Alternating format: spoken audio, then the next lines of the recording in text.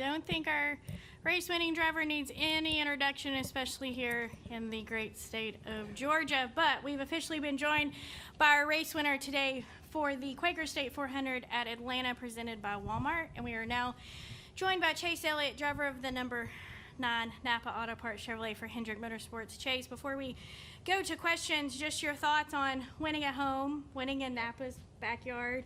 Obviously a lot of memories for you coming here with your dad, and I'm sure a lot of that went through your mind as you celebrated with the fans just before you went into victory lane. But just give us your thoughts on kind of the last 30 to 45 minutes here on this Sunday. Yeah, just been a whirlwind. These are moments you wish you could bottle up and just kind of keep, and unfortunately it just doesn't work like that. But moments that are really special and near and dear to your heart, like winning at your home track, a place that I've spent, a ton of time at as a kid, racing on the quarter mile down here, and Bandoleros and Legends, and a lot of trips between here and North Georgia, up and down the road, and just kind of when you're a kid and you're racing on the quarter mile over there, you look at this big track and it's like just out of reach, like not even real.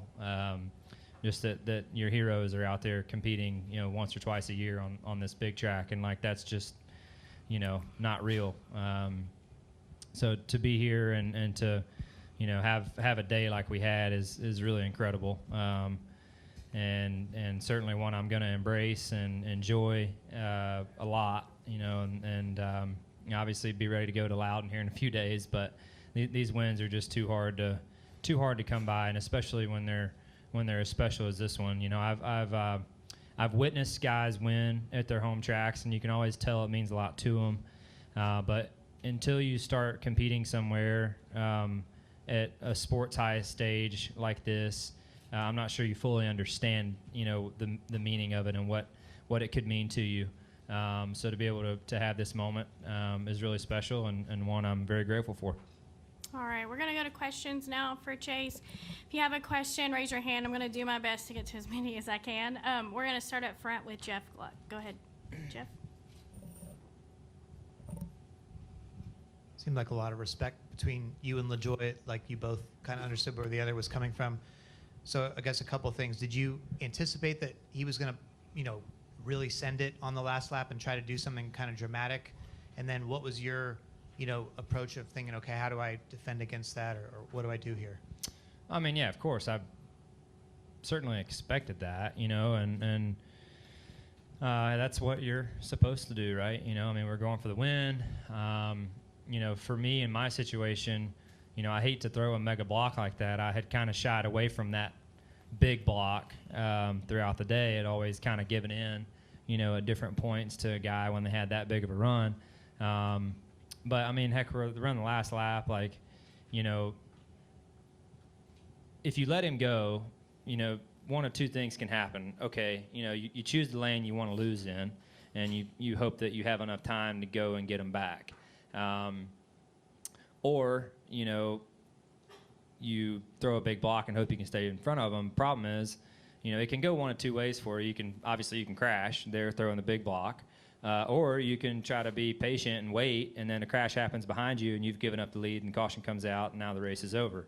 So I don't know how you know exactly what choice to make in that situation. A guy's coming with a massive run, like, am I taking a chance of crashing when I, threw it up in front of him? Absolutely, But I just felt like I didn't think I was going to get another shot at him if I let him grab the lead right there in that situation. And I was able to defend the bottom side block, and I felt more comfortable defending more aggressively up to the top. I thought that was a situation that I could win on. So fortunately it worked out. But those situations are impossible. They might go right for you some, and they might not. And I don't really know how you know what's going to happen next to be able to make that choice.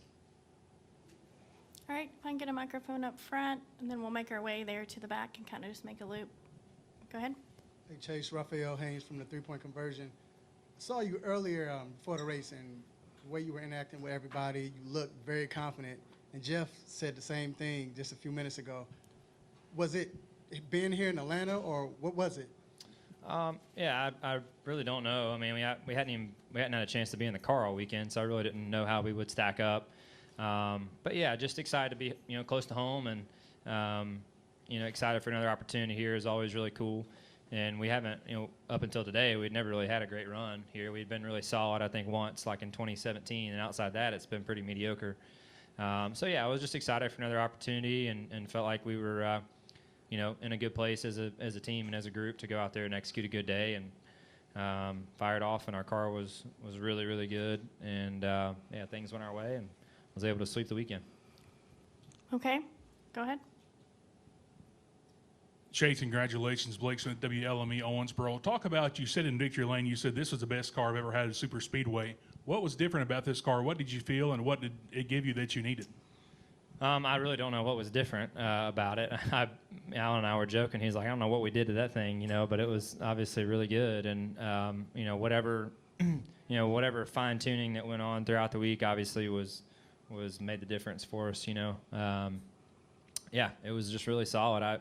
We've had a couple cars at Speedways that have been that good. I mean, I can remember having one or two like that at Daytona that I thought we had the superior car that day, and I think I crashed both of them. So that's typically what happened. So when we had that, when I realized our car was that good, I was like, oh boy, And then especially when our first two stages go good. Typically when we have two good stages, we are wadded up in the fence for the last one. So yeah, I was just kind of waiting on something bad to go wrong, but. Yeah, fortunately, it worked out for us today, and we were able to get it done. And you're the second father-son duo to win an Atlanta, of course, Dale Earnhardt and Dale Jr. What does that mean to you to be in the record books along with your dad here at your home track? Yeah, look, those type things are more than special. I mean, I'm not sure that my dreams really grasped something like that when I was a kid and wanted to be here. I wanted to be here, and I wanted to make it, and I wanted to be successful. But I'm not sure I got far enough into it to start thinking about, joining Dad on lists like, sharing a championship and sharing wins at our home track. I mean, those type things are, yeah, they're something that me sitting here telling you it's special, I think is probably doing a disservice. It's something to be very proud of, and something I'm very proud of, and I think he is too.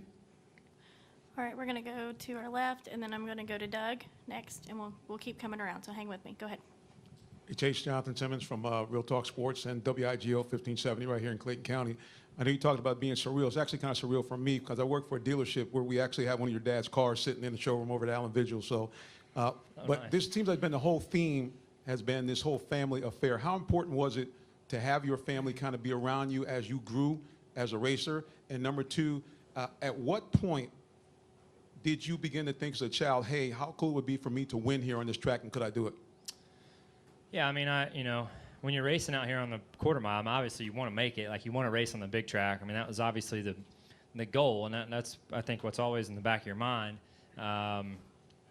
If you have a lot of stuff has to go your right or go your way to get here and to have that opportunity. So, yeah, I think for me, I felt like we were capable of winning here. I think we've been capable here in the past, and one thing led to another and didn't go our way. But the way this place is now, I mean, it really is a speedway race, and I think everybody in this room has watched enough speedway races to know that can pretty much go anybody's direction. So we were just the fortunate ones to have it swing our way today. Okay, Doug, go ahead. Thank you, man. Doug Turnbull for WSB Radio and from PRN. I wanted to ask about, once you got back in traffic, the cars seemed like they really handled poorly. I mean, for a lot of people complained about it. How much, I mean, I know horsepower and aerodynamics are important, but how much was handling coming into play as far as you being able to make moves like the 3-wide one at the end or the couple of other times you retook the lead? Yeah, I just felt like our car just had a good balance of pace and drivability, and then that's always something you want to marry together at these things. And it's always a bit of a guess, like track conditions, how hot it is that day, track position, where you are on track, how fresh the air is that's hitting your car. I mean, all those things are factored into it. And and it's a bit of a guess. Nobody has a magic ball when they're putting these cars together to know, hey, it's going to be 85 degrees and sunny, on Sunday afternoon. We're going to build our car this way, and we're going to be successful because of that. Like, it just doesn't work that way. So, the way that our car was configured suited the conditions today, the temperature, the sun being on the track for the majority of the event, and had a nice balance from being out front and having enough pace to pull a line, but also being able to drive well enough back in traffic to make moves and open up opportunities and stay on offense. All right, we're going to go over here to the left, and then we'll come to the middle here. Go ahead. Yes, Alfred Romero, Southern Race Week Radio. Chase, we know that you're a Georgia boy through and through, Braves fan, UGA fan. Watching the race and seeing the crowd reaction every time you took a lead and they were just up on their feet cheering on. Let me ask you, those last few laps when you're kind of under caution, you see the fans just in their, I don't know if you even noticed them up on their feet cheering you. And then when you got the checkered flag and you saw the reaction of the crowd, tell me about that, because I know you're a Georgia boy through and through, and all these people who are from the state of Georgia love you representing the state. So tell me about your thoughts on the reaction of the crowd when you got that checkered flag and came out of your car. Yeah, I mean, I think for me, it's I'm as far as I'm just proud to be from here, proud to still live here, and I'm grateful that the fans of this state have always kind of kept me a part of the family, really. And at the end of the day, I'm just a fan too, as it pertains to Atlanta and Georgia. I have always felt like they've kind of welcomed me as one of theirs, and our team too. So it's a special thing, and to be able to share that moment. I saw a lot of people before the race, wearing our hat and our shirts and stuff, and you always want to make those people proud, but when you have it go our way like it did today, that was pretty cool. So, they were making a lot of noise there after the race, which it's kind of hard for me to see, what's going on there during the race, but certainly after they weren't shy, and I loved it. All right, we're going to take final two questions. We're going to go over here to the, yep, go ahead. You're fine where you were. Yep, and then we'll end to the right. Go ahead. Alrighty, Rio White with the Dawson County News. One of the great advantages, I think, of the Atlanta race is that the pool room gets its fair bit of coverage. And today I noticed that every time they cut back to the correspondent who was up in the pool room, and as the race got more dramatic and you were still up front, they got more and more excited and tense as the race went along. What does it mean to you to have that strong of a devoted fan base, not only in Dawsonville with its rich history, but just the breadth of the fan base itself? Yeah, I mean, I think look, the tradition there at the pool room and the siren and all that stuff, I think is really cool. And anytime you can carry on a tradition that your father had going on and from his hometown, and for them to still do that for me, I think is really neat. So I didn't realize they were taking a crew up there, until earlier today.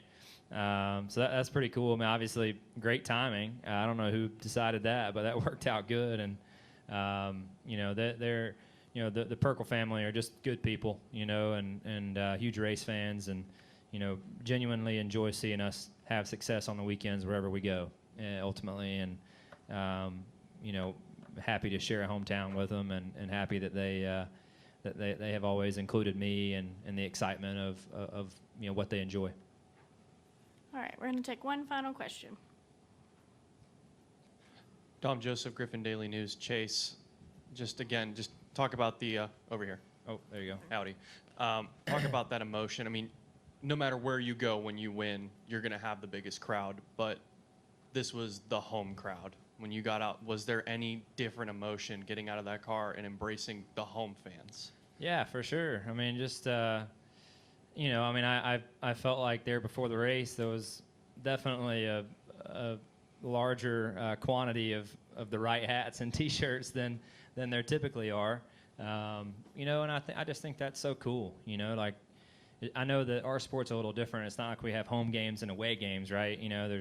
There's 35 guys to pick from, and if you choose us, great. And if you don't, that's fine with me too. Just make some kind of noise. It just means you care. So, but to see that many people up there and cheering and wearing the 9 hats and seeing the Napa gear, you want to make those people proud. And for me, I just like I alluded to a second ago, I'm just grateful that the fans of this state have included me in part of the family of Georgia sports, and kind of accepted our team as that, and I'm proud of that, and glad we could do them good today. All right, Chase, we appreciate you spending some time with us. Congratulations Appreciate again on that win, and I'm sure you sold a T-shirt or two Yeah, maybe. this weekend as well. Thanks. So we wish you the best of luck next weekend in New Hampshire as well. Cool. Thank you, guys.